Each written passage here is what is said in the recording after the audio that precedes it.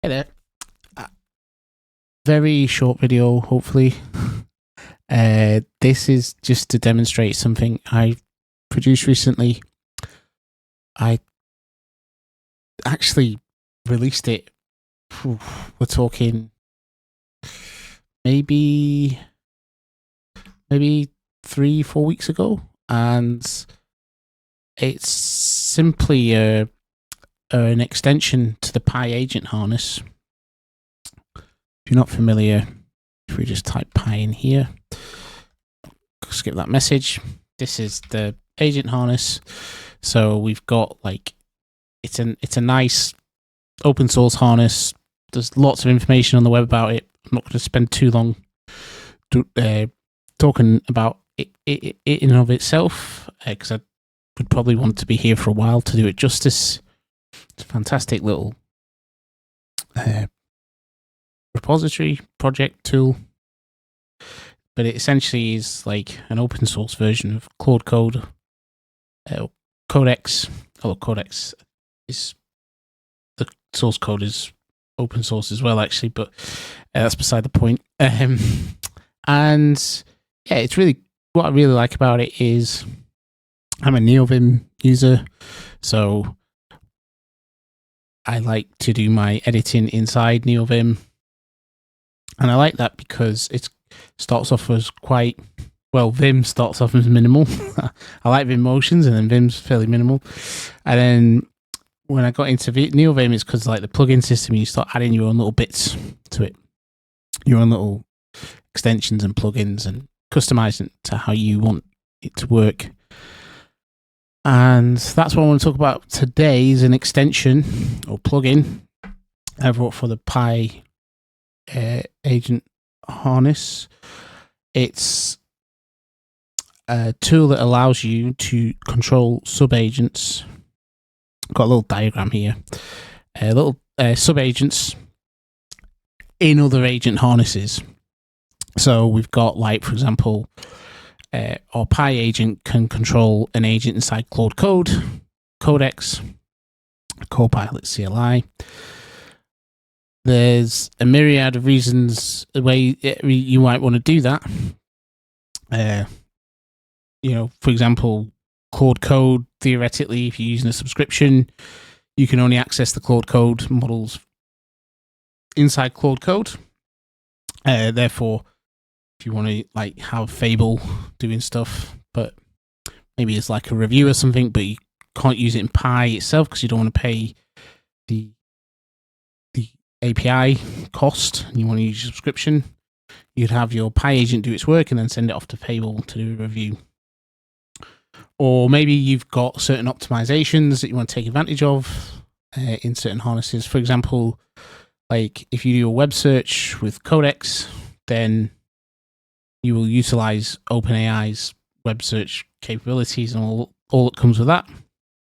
So maybe the Codex harness is better for going off and doing your web searching, whereas your Pi or your OpenCode harness may be better at just doing the implementation, because it's more configurable, or you can use different providers and so on. There's a lot of different reasons that you might want to do this. Now, there are actually ways you can do it. Find this useful. Either way, I hope you can take something away from this.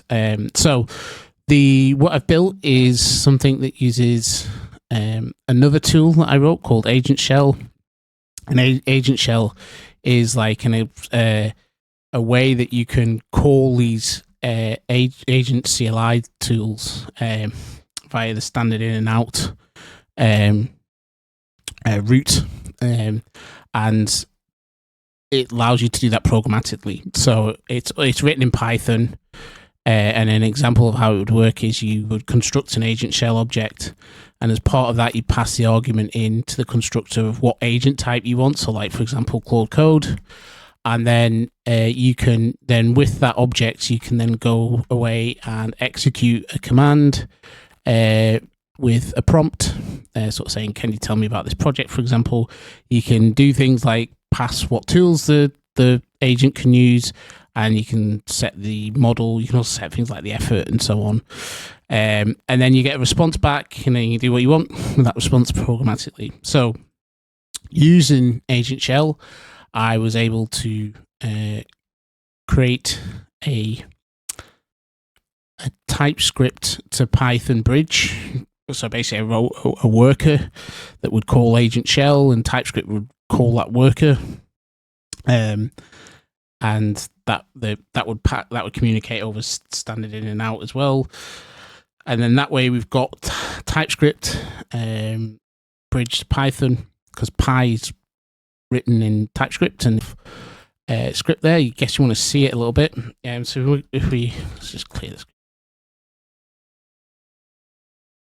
Let's go into Pi. It's going to come. I need to do some stuff around moving some logic around, so I don't get that warning. But we can go here. We can just simply say,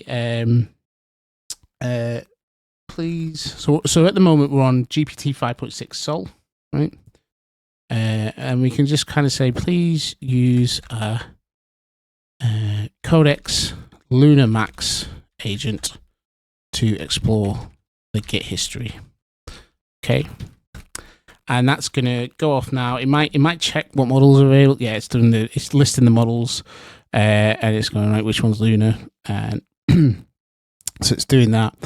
And then there we go. It's off now, and we can see that the background agent's running.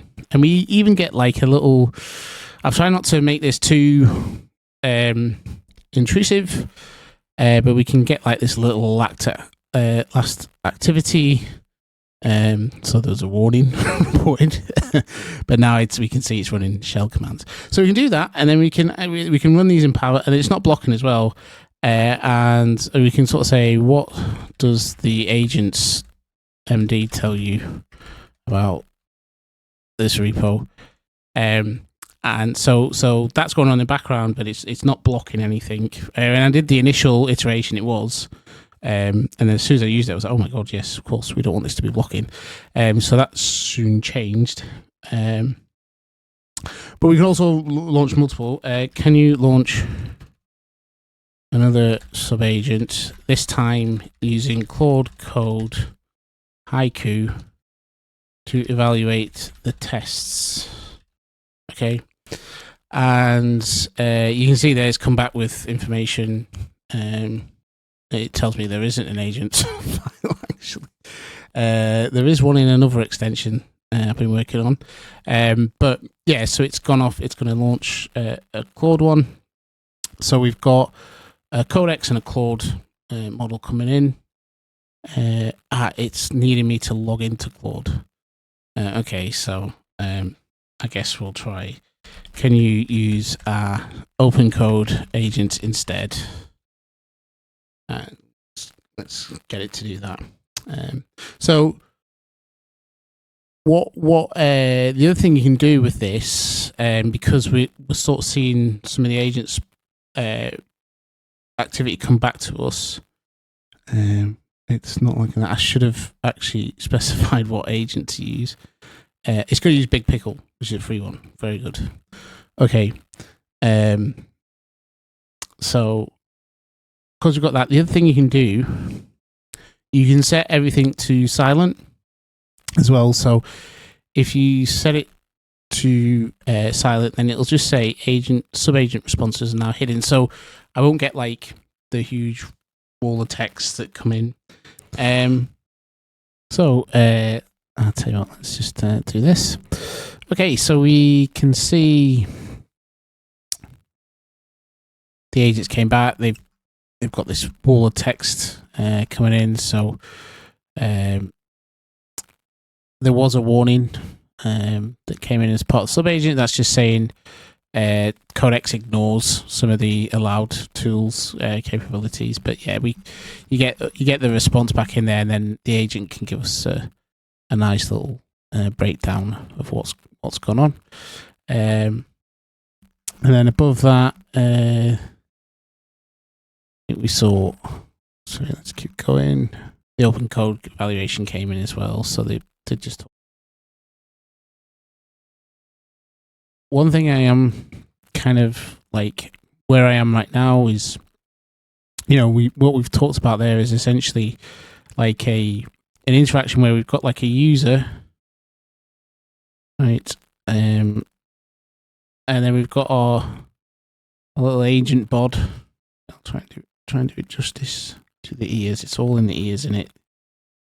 Yep. Right. So we've got a little clanker, as people like to refer to him as. I love that name. And this is like, inside the context window, and it's going back and forth, etc. And the context and the clanker's like,